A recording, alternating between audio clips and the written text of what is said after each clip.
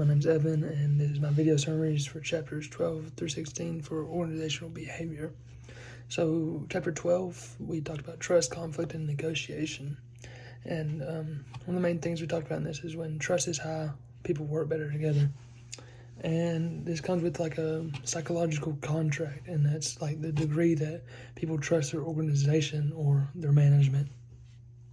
And with this trust and distrust comes conflict, and conflict's like a clash between people or groups that have different ideas or differences, and there can be a couple different kinds. Functional conflict is like a good conflict, so maybe it's just discussion between ideas, and that's to get the best one. And there's dysfunctional where people just don't like each other or have this idea and they won't change it. So also task, relationship, and process conflict, and those are different. There's like a task is conflict based on a task, or relationship is if there's conflict between two people because of personality or just differences, culture, and stuff like that. But there can be different resolution for all of these. There's avoidance, where you just ignore the conflict. There's compromise, which is kind of you work it out and you come to agreement on both sides do. There's competition, so maybe there's like a conflict between groups, and both ideas are very good, but you have to choose one. So maybe you have a competition of who can design the best PowerPoint or things like that. And then we moved on to chapter 13, which was leadership perspectives. So there's formal leadership and there's informal leadership. So formal leadership comes from like CEOs or managers, these people that have a title, and they have a leadership over employees that are under that. And then there's informal, so maybe you and a coworker, or say you're in a group and you all have like basically the same job, but you're working in a group together. Sometimes there's a leader within that group, but that's an informal leader because they don't technically have a position over you, but y'all kind of just agree on that.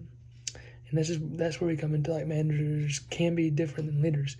So most managers are leaders, but they don't have to be.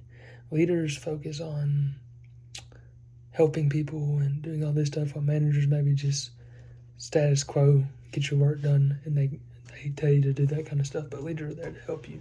There's different types of leadership. There's directive, visionary, empowering, and transactional. In chapter 14, we talked about influence, power, and politics. So influence over people, leaders, management, they have this influence over you, and that's kind of where it comes into power. So these people just are over you, and yeah. Then we talked about politics, which was like organizational politics. Maybe there's a hierarchy in your organization. There's politics, and sometimes it's to get a promotion, you have to have that visibility in that. So you have to see the politics and agree with it. And sometimes even if you don't agree with it, people do, maybe just so they can have a better job. That's where it comes in. You got to know what everybody else in the company thinks and how it's run. Chapter 15, we talked about organizations and culture. Organizational culture is like a shared values, beliefs, and those type of things within the organization. So people within the organization all have these same kind of ideas and values. There can be a strong culture and weak cultures. Some cultures might be everybody's in on it.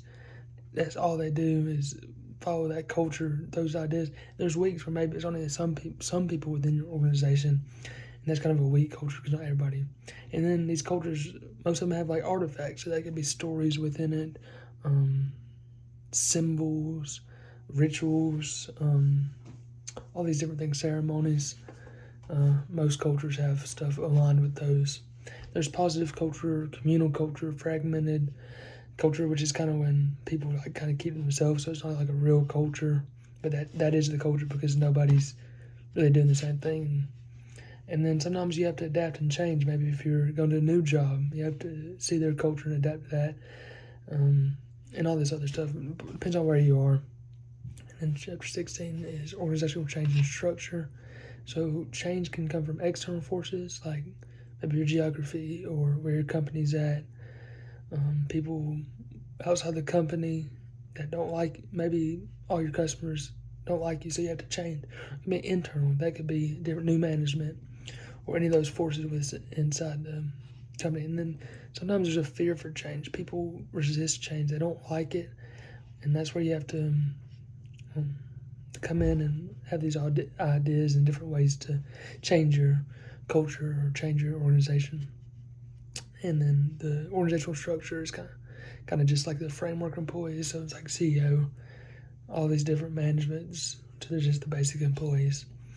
And then work specialization is kind of like a job that's specific to one thing and all that. So yeah, that was my video summary. Thank you.